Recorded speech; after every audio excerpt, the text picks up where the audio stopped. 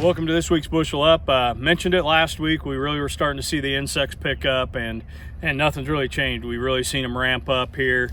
I got my little McDonald's cup full of live examples for anybody that wants to stop by and identify bugs. We were working with the interns on some of these. We got corn rootworm beetles, pretty small yet. We haven't seen any start to swell up where they're in the egg laying stage. We got Japanese beetles, we got bean leaf beetles. I've got some stink bugs in here. We're seeing a full array of insects out in our field. So what's that mean? What we really got to watch on the corn as we see these early pollinating fields, anything that's shooting a tassel, starting to shoot silks, we're really seeing those insects congregate to those fields. When we think of corn rootworm beetle, they look for that silk. They do that silk clipping and feeding. That affects our pollination. You'll see that we'll get a lot of those blank kernels at the butt where that silk gets clipped and we don't get the pollination. So really be ready to pull the trigger. I looked at some fields yesterday, that I'm predicting, Thursday, Friday here in the next couple days.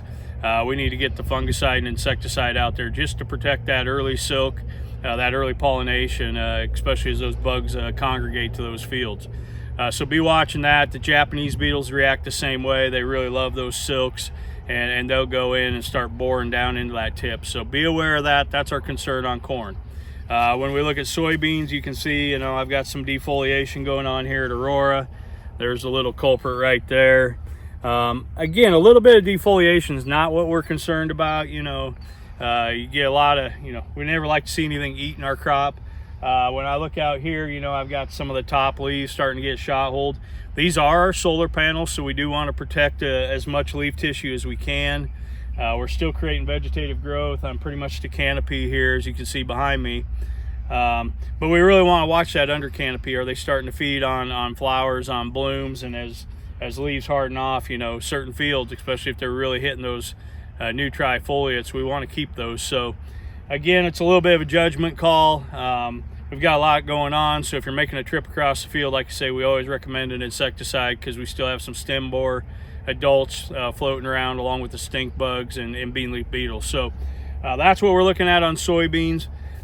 One of the biggest things we're seeing in corn right now, and you'll see it here, is just bacterial leaf streak. Given the conditions we've had this year, especially certain hybrids, I've been in fields that are clean, and I've been in fields that you're seeing look really tough.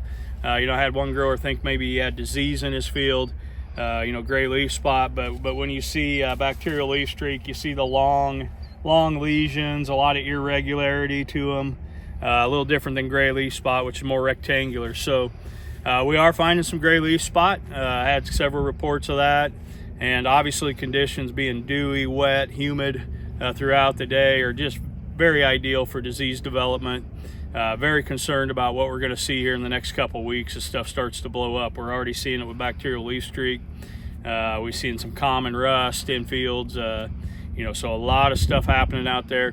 Get those fungicides on. You'll get the plant health benefit. We're going to warm up a little bit this weekend, start putting some stress on this crop, but also just keep that clean. Again, these are our solar panels. I know some of you had the unfortunate experience of some pretty bad hail, and I took a few phone calls yesterday.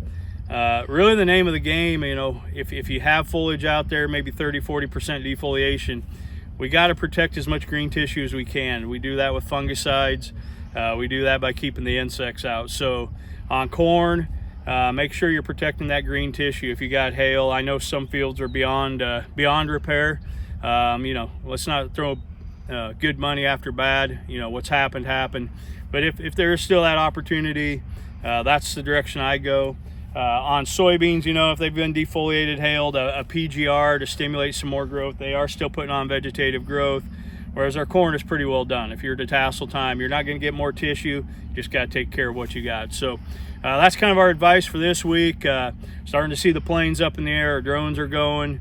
Be on top of it. You're always better a little bit on the early side than getting on the list and getting bumped a couple days. We never know if the wind's going to blow. Beautiful morning this morning, but a lot of things can change. So get them on the list. Let's get going early, and if you got any questions, reach out to us.